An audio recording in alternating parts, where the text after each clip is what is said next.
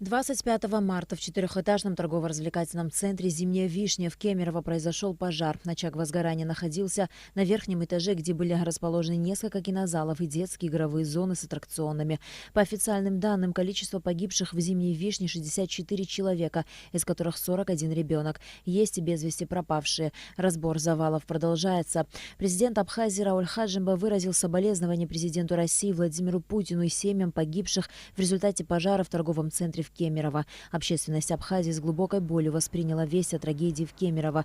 К зданию посольства Российской Федерации в Абхазии неравнодушные граждане несут цветы и мягкие детские игрушки, зажигают свечи.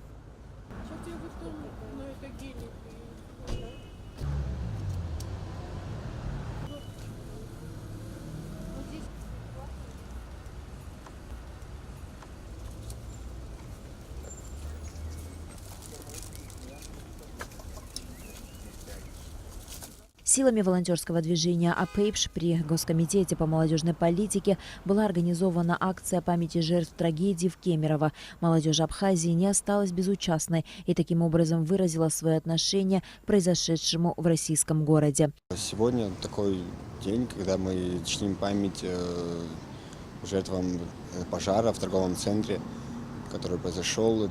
Мы хотим сегодня показать, что нам не безразлично это все и родственникам погибшим.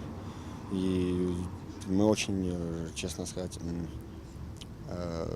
немного рады и потрясены, что людям не безразлично это все. И они к нам сегодня потянулись и пришли на данную акцию. Почтить память жертв пожара в торгово-развлекательном центре «Зимняя вишня» к зданию посольства Российской Федерации также пришли школьники, студенты, общественные деятели и все неравнодушные, искренне разделяя горе родственников погибших. Всей России сегодня скорбит Абхазия, которая тоже также сильно взволновала эта трагедия, произошедшая в Кемерово, где за такой короткий срок погибли безвинные люди, совершенно семьями погибли, дети погибли. Мы выражаем искреннее соболезнование, сочувствие всему российскому народу. Президент Российской Федерации Владимир Путин объявил 28 марта днем траура по погибшим в результате пожара в торговом центре в Кемерово. Траурные мероприятия пройдут и в нашей стране.